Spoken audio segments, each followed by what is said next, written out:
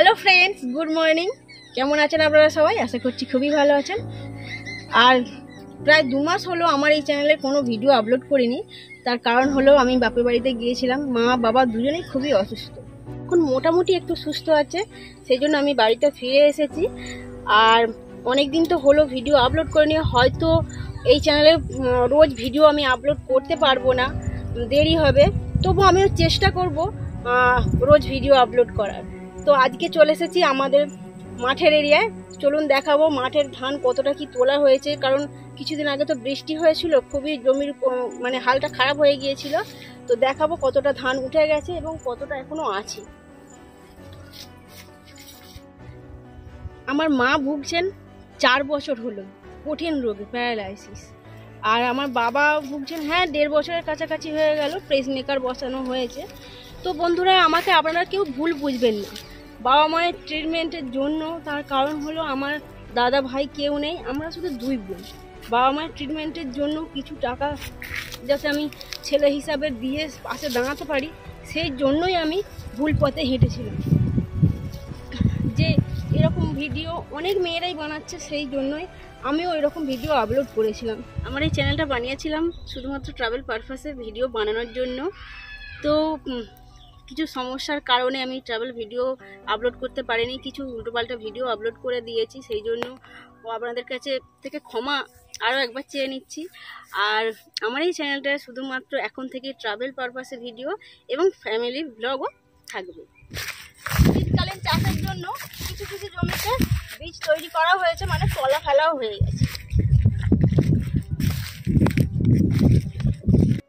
অর্থের সংকটে পড়লে মানুষ কিন্তু আগে খারাপ রাস্তাটাতেই পা দেয়।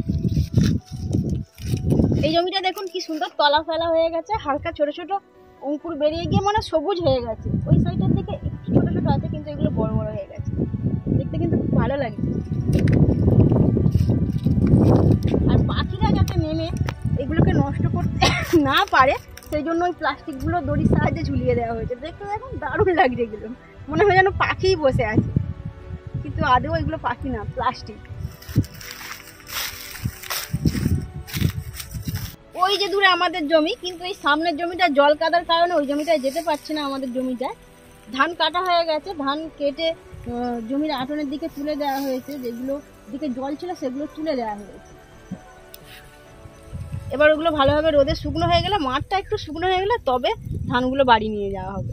এই জমিটার ধানগুলো সব মোটা আটনেতে কাঁড়ি দিয়ে রাখা হয়েছে, কাঁড়ি নয়, এটাকে জালি বলা হয়। আর অনেক যখন ধান এক জায়গায় অনেকটা বড় করে গুছিয়ে রাখা হয়, সেটাকে ধানের কাঁড়ি বলা হয়। তো এখানে খুব সুন্দর করে গুছিয়ে রাখা হয়েছে, আর ধানের আটিগুলো একদম শুকনো হয়ে আছে।